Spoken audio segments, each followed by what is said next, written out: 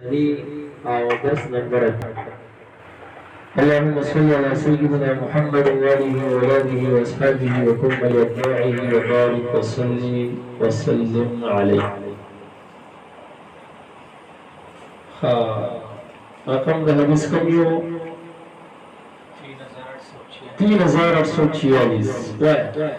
بسم الله الرحمن الرحيم. وبه قال حدثنا قتيبة قال حدثنا ليس عن يحيى عن كان ان ابن عمر ذكر له ان سعد بن زيد بن عمرو بن نفيل وكان حضرت عبد الله بن عمر سے ذکر کړو شو چې سعيد بن زيد بن عمرو بن نفيل على وكان بدريا بدري فغبي ما شوي دي دته چا دی وي په خبره باندې پوښولې اوس دا څوک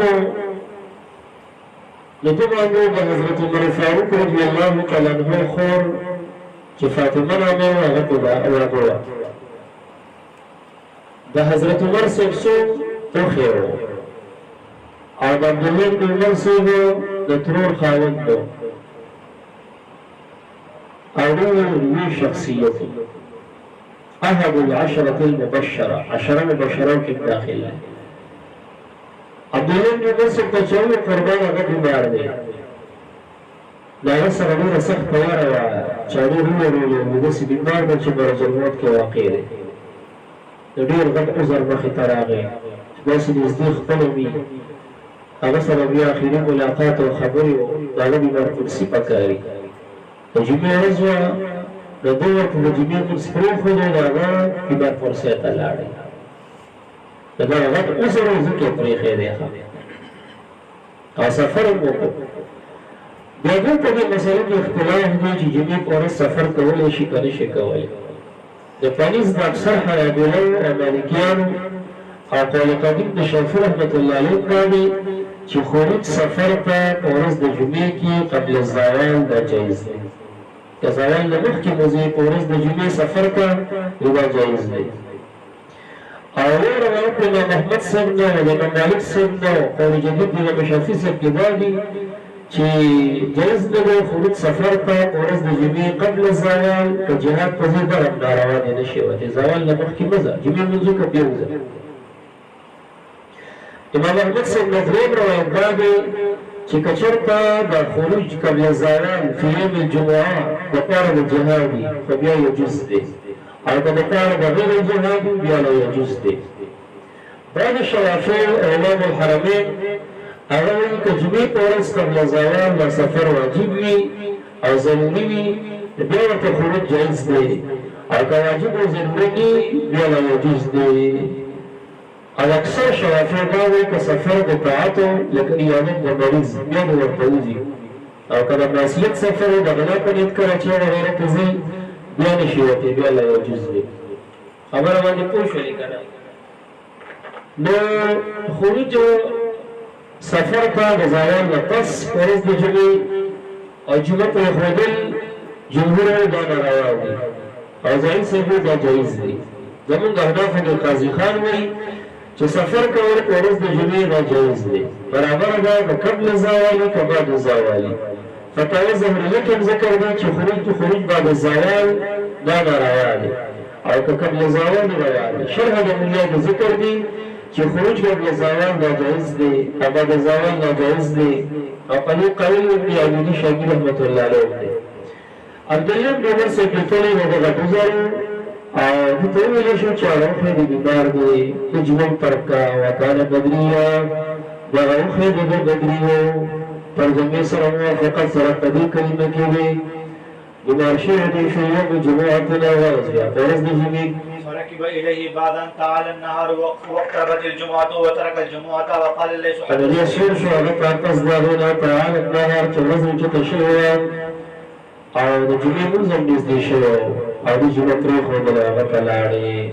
عتیق مکان ته تللی چې دا درې ډلې کې د مدینې منورې نه واقع وو چې بیا پیاده راځي نو سوچ کوه. وقال الليث حدثني يونس فقال الليث حدثني يونس عن ابن شهاب قال حدثنا عبيد الله بن عبد الله بن عتبة أن أباه كتب إلى عمر بن عبد الله بن الأرقم الزهري يأمره أن يدخل على سبيعة بنت الحارث الأسلمية فيسقط. وذكر بتا خطه عمر ابن عبد الله بن أرقم الزهري أبي أطلال متعمر كله كتاب ورشي ببي سبيعة بنت الحارث الأسلمية جدا أغيك ورش او داغینا تپوسو کان حدیث هذا غیر خبری دا حدیث بارکی چې دې رسول الله مبارک سویلو دا چې کله آدمی خاون وفات شو دا حامل و نو خاون وفات د پس د لوی نږدې حمل زیږولو ماشومې پیدا شو نو حامل وي چې حمل زیږوي نو د حمل زیږولو سره عدت ختم که خاون د په تخته باندې او د دې ماشوم پیدا شو دغه وخت کې عدت ختم صرف څلور ورځې انتظار دی کې باید پس نکاح کولی شي ورسېږي نو د دې چې کله ورځ د حمل وشوه د بچی پیدا شو او عدت ختم شو نو د نفاس نه پس دوی د خدمه رالیږدونکو دپاره لږ میکاپ وکړو ځان یې ښایسته کړو یو کس ورپسې راغی چې هغه ابو سنابل ابن باکک نومیږي او دا د بني عبدالله یو سړی د هغه دې خپل ورته وسه شو ورته وایي چې ته دا اراده لري چې ځان خدمه کوونکو ته ښایسته کړي هغوی د نکاح پیغام درکړلی دي پرون د خاوند وفات دی ته نن دا کار کوي خبرې ورته وایي او د څلور میاشتې لس ورځې پورې نشي کولی او بلکل یې نشي کولی هغه وایي چې زه راغلم کپړې مې ځان باندې را جوختې کړي ځان مې کپړو کې بند کړ پرده کې مې راوسته او چې بیدار شو نبي علیه السلام ته راغله هغه نه مې پوښتنه وکړه چې داسې زما خاوند دی وفات شو تاسو ته خیرم دی بیا زه حامل یم ماشوم مې شو او عدت مې ختم شو اوس مې ځان جوړ کړی چې څوک مې د نکاح پیغام راولېږي او راپسې ابو سنابل ابن باکک راغی رجل من بني عبدالدار او هغه راته ډېرې تېزې خبرې وکړي مبارک ورته ویلي ستا عدت ختم دی تا ته اجازت دی د دغه حدیث دپاره دغه شخص په زوی ته لیکلي چې دې ته ورشو د هغه حدیث پوښتنه ترې وکړه چې دا تا ته نبي علیه السلام څو ورځې ته ورغی پوه شوئ اوس وایه تېر شه پیشابه فكتب عمر بن عبد الله بن الأقم إلى عبد الله بن عتبة يخبره أن سبيعة بنت الحارث أخبرته أنها كانت تحت سعد بن خولة وهو من بني عمرو بن لؤي وكان ممن شهد سوق جدا وهين سوق دليل خلفاء او ترجمة الباب سر موافقة طبق ذكره وكان ممن شهد بدرا فتوفي عنها في حجة الوداع وهي حامل فلم تنشب أن وضعت حملها بعد وفاته فلما تعالت ولم تنقص وقت ديترنا قولا وزن حمله كاتفز وفار بسختنا فلما تعالت من نكاحها كشفت لتها تاكشف الفاصلة زاد خستك ودفار خطاب ودخبر فدخل عليها ابو السنابل بن باعكك رجل من بني عبد الدار فقال لها ما لي اراك تجملت للخطاب ترجين النكاح وانك والله ما انت بناكح كما نكاح لري وقسم ذو الجلال نكاح شكولي تربيج تيجي فتاوى لسليم باشت ولاس رضي قال سبيعة رضي الله عنها فلما قال لي ذلك جمعت علي ثيابي حين ذات مثل پٹکو بس وكان في بيغاش النبي صلى الله عليه وسلم وعدت رسول الله صلى الله عليه وسلم فسألته عن ذلك فأفتاني بأني قد لا تغفت وراك سبيان قد هلمت ما قلت واستهل على شيء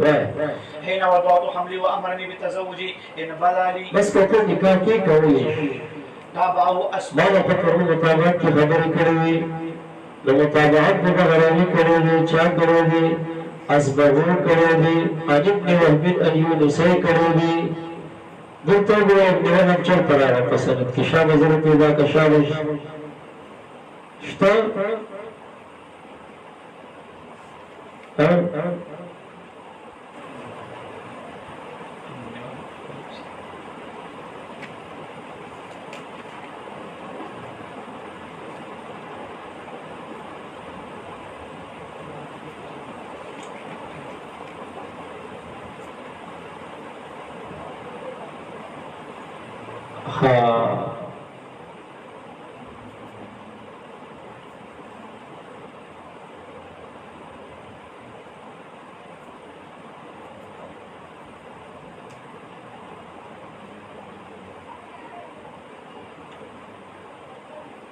زبا وګورو وصلات مخکې زنه. تابعه أشبه عن ابن وهب عن يونس وقال ليش حدثني يونس عن ابن شهاب وسألناه فقال أخبرني محمد بن عبد الرحمن بن ثوبان مولى بني عامر بن لؤي أن محمد بن عياس بن بكير وكان أبوهم شهد بدرا أخبره باب شهود الملائكة بدرا وبه قال حدثني إسحاق بن إبراهيم قال أخبرنا جرير عن يحيى بن سعيد عن معاذ بن رفاعة بن الرافع الزرقي عن أبيه وكان أبوه من أهل البدر قال جاء جبريل للنبي صلى الله عليه وسلم فقال ما تعدون أهل بدر فيكم. فرشتہ نبی السلام ته وایي تاسو څنګه شمیرئ د بدر والا خپل درمیان کې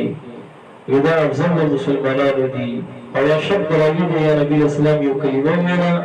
په شان د دې هغه ورته وایي قال فرشتہ ورته وایي وكذلك من شهد بدر من الملائکه همدغه رنګې څنګه چې تاسو خپل درمیان کې بدریان افضل ګڼئ نو کوم فرشتګان چې د بدر میدان ته راغلي موږ د فرشتو په درمیان کې هغې افضل ګڼو. وبه قال حدثنا سليمان قال حدثنا حماد عن يحيى عن معاذ بن رفاعة بن رافع وكان رفاعة من أهل بدر وكان رافع من أهل العقبة وكان يقول لابنه ما يسرني أن وكان يقول رافع صريخ تزويقا ما يسرني نخشاني ما يراني شهدت بدر بعد بدر فهازر يسر ما يدكو بالعقبة غدا قليل الليل عقبه کې بیت وکړي تابع بدر په حاضریت باندې ما دغه کړی دا قال سمع جبريل النبي عليه السلام بهذا وبه قال حدثنا اسحاق بن منصور اخبرنا يحيى سمع معاذ بن رفاعة ان ملكا سال النبي صلى الله عليه وسلم عن يحيى ان يزيد بن الهادي اخبره انه كان معه يوم حدثه معاذ هذا الحديث فقال يزيد قال معاذ ان السائل هو جبريل صلى الله عليه وسلم. وبه قال حدثني ابراهيم بن الكتاب سنگ شميري اهل بدر خپل درمیان کې سائل بدر قال اخبرنا عبد الوهاب قال حدثنا خالد عن عكرمة عن ابن عباس رضي الله تعالى عنهما اجمعين ان النبي صلى الله عليه وسلم قال يا ابو بدر هذا جبريل اخذ براس فرسه عليه اداه الحرب. جبريل عليه السلام جهد كده فسر بخلص بعد عليه اداه الحرب سامان علي بجنب بكرتيني باب النبي قال لا ينتهك ورزق الباب الباب بخاري بلا ترجمه كيدي لا تشاد فصل بقاره الباب سابق لا لكن كريم بالتنوين باب لا بغير ترجمه فهو كالفصل لسابقه زبردست. باب النبي قال حدثني خليفة قال حدثنا محمد بن عبد الله الانصاري قال حدثنا سعيد بن قتادة عن انس بن مالك رضي الله تعالى عنه اجمعين قال مات ابو كانت وفاة شو ابو زيد قيس بن سكن نامه اولها شيء كل دي داغ وقت أحد الذين يغتغبون كسانو في جمع القرآن چی جامعين بقرآن بزمانه نبي السلام فيه فكتين ودا بختور پتربان با انس رضي الله عنه کی رازی داغی دغترون کی رازی ولم يترك عاقبة وكان بدريا بدريو نمخ باب سر مناسبة راغي كان. وبه قال حدثنا عبد الله بن يوسف قال حدثنا الليث قال حدثني يحيى بن سعيد عن القاسم بن محمد عن ابن خباب ان ابا سعيد بن المالك الخدري قدم من صفا فقدم اليه اهله لحما من صفا مكان نراري نرارات بكودتان بدو وخا د وخت د قربانون اکثر د زنانو ساتي ځان د پار د زنانو زنه محرم د لسم ورځې روزه په ماتوما پوش د خلکو چکري ورست راول لکه دغه چې چاړي خوري جوړي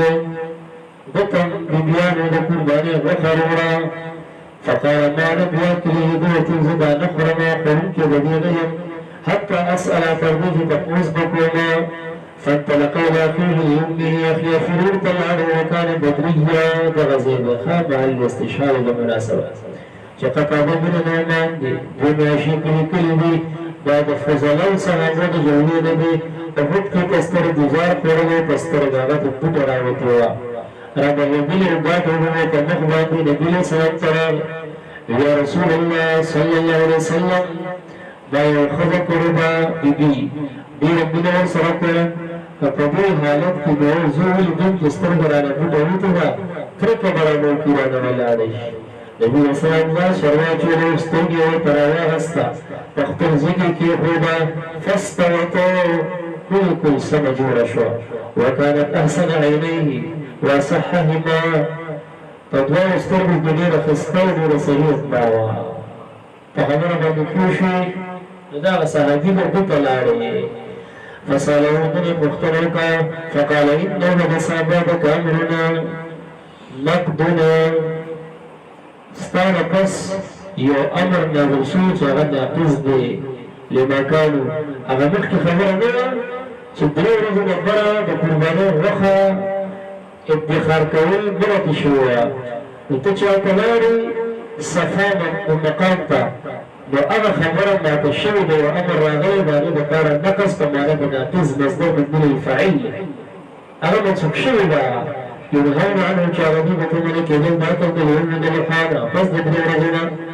غني بقار وشمال بران بغر بران باندو وسعط راولي أطول تورسي نخوا مزيد كواوات وبه قال حدثنا عبيد بن اسماعيل قال حدثنا ابو اسامه عن هشام بن عروه عن ابيه قال زبير لقيت يوم بدر عبيد بن السعد بن عاص وهو مدجج لا يرى منه الا عيناه وهو يكنى ابو ذات الكرشي فقال انا ابو ذات الكرشي فحملت عليه بالعنزه زبير سعيد بدر كهما ملاقات شهود بدر بن سعيد بن العاص هغه مدجج معنی مغطى بالسلام پټ کړی شو پس له سره ورې ځان پس له کې پټ کړو نشوي دې باغ نه موږ سره سترګې ښکارې دي او دې مکنه په ابو ذات الکرش سره لوی دې زما انا ابو ذات الکرش کبرجل فهم طالب به حمله کا بالعنزه ونزي باندې عنزه ستوي د انسان له اوږدې او د عام نزول له اکثر فوتو لمبه فتعبته لما سوالي تعنان على قد يستردد ذكر مغزي خاردون بكي لأس بلي كبرية جولي من سون بخكارين يبسوا بجارمون على تبيامة غنزال المستوى يخد يسرموا بدبار اخبيخي ونزال بفرخكار ولا تلوتا واسترد مدى سوالي سمحي بريد جاربي وركو فما كان بصغات المرش قال هشام فأخبرته ما تخبرت رشير عند زبير سيدي قال لقد وضعت رجلي خبيك عليه قدم عندي ببيامة الشيخ أو ثم تمتي أغسطوي أدوار الرسول وشير أخبرتوي فكان الجهد والنزاط ندير بمشقة تنراويستوا وقد سنة رفاها بس گزار ورکو جدا نیزی دا تیرزی نیه بس دا غشی کرنگی جوری دا دوار لکاگو شیوی دا اس پلیزی کی لگ استرگی افکاردو کو بچو بیالو جبیرا مستاغا چو اپسرو جخواب افس پلیزر مخلی لکاگو شیوی دا غبر پوی قال عروة الروي فسأله إياه رسول الله نباق بسر النظارة چی پلی کافر وجل شو نباق بپرکتوا اور سب جهادی علیہ رضی السلام جدا ما تراکا نمزدور تورکا فاتاہو فلما قبض رسول اللہ چی مبارک علیہ السلام زفاش اخذها ببیاق پلشیر آواز ثم تلوانا ابو بکر صدیق برسط ترکا فاتاہو اغطر دیاورکا فلما قبض ابو بکر جاغقا بشوائز وستوى انشاء فلما قبض ابو بكر سالها اياه عمر رضي الله تعالى عنه عمر ستوى ورکا چی مرسو بفات شو بيارا واستبات عثمان سب طلب کاغت ورکا جو عثمان سب شو قتل کړي شو شهید شو نو واقع شو بعد علي سره پرته رضی الله عنه او دته تلت کله خپل اوټوته نه بلور زبر د سره حتی قتلا چې د عبدالملک ابن مروان په زمانه کې حجاج رضی مکه معظمه کې شهید کو وبه قال حدثنا ابو اليمان قال اخبرنا شعيب بن زهري قال اخبرني ابو ادريس عائذ الله بن عبد الله ان عباده بن الصامت وكان شهيد بدر ان رسول الله صلى الله عليه وسلم موافقته مناسبه ترجمه الباب سره چې نبی اسلام بن الله يعود ما سره بیعتك وبه قال حدثنا يحيى بن بكير قال حدثنا ليس عن عقيل عن ابن شهاب اخبره عروة بن الزبير عن عائشة زوج النبي صلى الله عليه وسلم عائشة بيبي مبارك عليه السلام بيبي دورو تبرني أن أبا حذيفة أبو حذيفة رضي الله تعالى عنه چدي كنا وكان ممن شهد بدرا مع رسول الله صلى الله عليه وسلم موافقة بدر ذكره وكان ممن شهد بدرا تبنى سالما وانكحه نبی اسلام سره او د سالم متبنا جوړ کو او بیا هغه په نکاح ورکړ خپل ورا هند بنت الوليد بن عتبة او بیا ځکه غلام دی بیبي او جګړه انصار او داسې متمنا کړو لکه څنګه چې متمنا جوړ کړی پیغمبر علیه السلام زید صاحب لره او وکاله من تمنا خبره داسې وه چا به چې متمنا جوړ کړی د سړی په جاهلیت کې نو خلکو بیا به نسبت د هغه کولو ده ته دعا په باره د نسبت هم راځي او میراث به ورولو بیا د میراث د برسوي نه تر دې چې نازل کړ خدای تعالی دا ادعوهم انسبوهم نسبت د متمناګانو کوي خپلو پلارانو ته نو راغه سهله نبي علیه السلام ته نو بیا د حدیث ذکر کړو تا ته به راشي په کتاب النکاح کې وبه قال حدثنا بشر بن المفضل قال حدثنا خالد بن زكوان عن الربيع بنت معوذ قالت دخل علي النبي صلى الله عليه وسلم شریف کې به تاسو ویلو چې نبی اکرم صلی الله علیه وسلم منکر راغی زما کور ته راغی په سحر دغه شپې بنیامینه بیګا ما سره صحبت شو او زما د واده عمر سحر او نبی اسلام مبارکه ته راغی نو کې ناسته زما بستر باندې دیرامي ته وایي کمه دې چې کمې دې څنګه دې پر سره نږدې داسې د سره تلاس او سوالي نه کوي یضربنا بالدف جاي تقبل وعن ينضبنا ما حسن ندبنا لخلق صاحب دفعي ذكر قولي طويل أخبار دا هغه چا چې وجلې شوي د پلارانو د دې نه په ورځ د قبر نو وویل په دې کې نجونې وفینا نبي یعلم ما فی غد ممکن داسې نبي علیه السلام موجود دی چې هغه علم لري په دوام استمرار په ټول ما فی غد باندې وقال السلام ورته وایي لا تقولوا هكذا داسې مه وایه وقولي ما كنت تقولين او هغه نور اشعار او ترانې چې تا مخکې ویلي اوس هم مسلو ته غوږ یو دا چې ودونو کې دف او ترانه او ګانه ګیت ویلی شي که نه د ترانه او ګانه ګیت ویلی شي خو د وړو ماشومانو کار دی اوس اواز سره مې وایي چې بار خلک اواز ولري یو شرط دا دی دویم دا وړي ماشومانې مې وایي درېیم دا دی چې لږ ساعت لږه مدیر بیا نه وایي په خبره باندې پوه شوي څلورم دا د شریعت چوکاټ کې بند نه دی وایي د پښتنو چې کوم ګانې وایي دا به نه وایي لکه مشکات شریف کې دي چې د انصارو یو زنانه چې د عایشې رضی الله عنها قرابتداره وه د دې قرابتداره وه او یو زره غریبه وه او دې انصارو کې واده کړه نو بیا نبي علیه السلام ورته وویل چې انصار دا شی بخیل به نهوه او یو هم ورته ځکه ویلی شوه چې څنګه نهو سره سرور حاصلېږي فی الجمله نو دې سره څه سرور حاصلېږي تاسو به څه سره لیدلي چې هغې ته هلته دا اشعار ویلی وې أتيناكم فحيانا وحياكم تاسو تراغو الله تاسو تمزن نجدر کې مونږ نو داسې دې وایي که او که نه وایي د پاک سرزمین شاهجهان دا به چا ګټلی دی د پاکستان غسته ترانې به پکې وړي ماشومانې وایي او یا مددخواني وکړي او داسې به نه وي چې هغه د پښتنو هغه زري د ګودر خبرو او د منګي خبرې او د زنیرو خبرې په هغه نه کښې د فضولو څه خبرې په خبره باندې پوه شو بله کیسې مې بله یادوي بله خبره دا چې دلته رسول الله مبارک دا جینۍ منع کړه د انګریزانو د نبي علیه السلام د علم منکرین دلته استدلال کوي هغې وایي چې ګوره علامه عیني ابن حجر ټولو شارحینو لقانونه لیکلي چې دې کې نسبت د علم الغیب ذکر نو ده ځکه دا منع کړه چې ما په علم الغیب نسبتونه مه کوه او تاسو وایي چې نبي اسلام سره علم الغیب د هغې ګڼ جوابونه شوي دي یو جواب دا دی چې نسبت د علم مطلقا چې قید د عطایي پکې نه وي بلکل دا هغه بد ګڼوي او موږ هم بد ګڼو دا ښه نه قید د عطایي پکې لګوه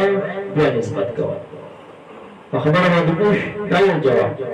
بل جواب یې قالي دا کړی چې دا د دې یو منقبت او دا منقبت د جلکو د تبلیغ سره ویلو د مرکبت ناتونه د کمالانو د دې زمانې د بدانو غوندې داسې بلکو بابو سم ناتونه نه وایي ځکه یې منع کړه چې دا مه کوه دا د قانون دا جواب کړی دی درېیم جواب دا دی چې ګوره تا د قواعد ویلي غږېدل په چې چور کار به نه کړې به نه لګوه که نه یا لمو د مضارع څخه ده مختصر راواله دا هم د په دوام استمرار ما کې هم د اصول شاشي راواله نو داسې نه وایه چې په دوام استمرار دې په ټول په جميع په کل ما فی غد علم لري دا خاصه د باري تعالی ده د مخلوقهم غیر مستمع گهی بر طارم علی نشینم گهی بر پشت پای خود نبینم د افراطیانو تفریطیانو دواړو باندې په دې کې رب راغی نو بېنظیر لاره به اختیارول عمره ويعلم في نبي يعلم ما في غدا يعلم ويمر بدوام استمرار سلام ابوزاري سیاده کړل په ټول هغه چې سبا کېږي دا مې وایا او د بعضې ما في غد علم هغه په نورو حدیثو کې ثابت دی تا په راشي ابو داود کې بیان ته ویلي که شروع دې کړي پکې یا به ووایي او مشکات شریف کې به ویلي بخاري کې به مې ورغلم انشاءالله د غزوې بدر نه یو ورځ مخکې مبارک ووتو او چېرته چې به قتلا د بدر راپرېوځي د هغې هغه د مرګ ځای ښیي هذا مصرع فلان غدا انشاءالله دا به زه به راپرېوتو سبا ته د فلاني کافر انشاءالله دا هغه جزي خبره ده او دا ټول مافي غد د نفي د دې شوې ده په پښتو باندې پوهېږي نو د اهل سنت والجماعت د خپل پاک عقیده دا ثابته ده او افراطیان هسې افراط ته مخه کړي دي او تفریطیان تفریط ته مخه کړي دي خدای دواړو ته هدایت کېږي د خدای دواړو ته به برکات کړي موږ د خپله د اعتدال لاره نه پرېږدو مخکې دا وایي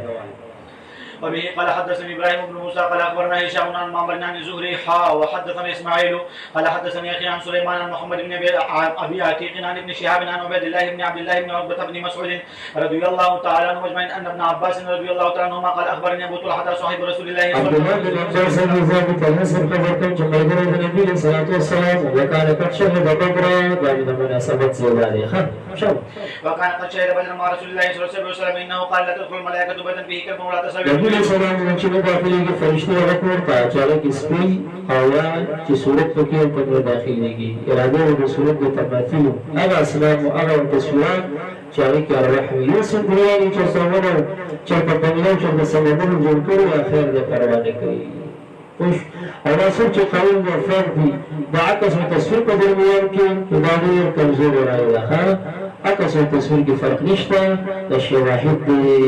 په خبره باندې پیږي دا فروق په سمځي احتیاط دغه دی چې مې وباسي دومره خیر پکې نشته مو ډېر کوي په تصویرانو باسي حضرت مبارک سره سخت مخالف او که ضرورت وي او لکه پاسپورت ته شو شناخت کارت ته شو یا داسې بل ضرورت لکه د مدرسې بعض اخراجات چې چاپېرونه ښې هغې سره مالي نه لکه بیا عذر په خاطر باندې وشي نو خدای نه بیا نفع غواړه نو کېدای شي څه ګنجایش پکې وي خو بیا نورانیت او سخوند د برکت په پکې نه وي زه وایم بس دی زه چې وایم بس دی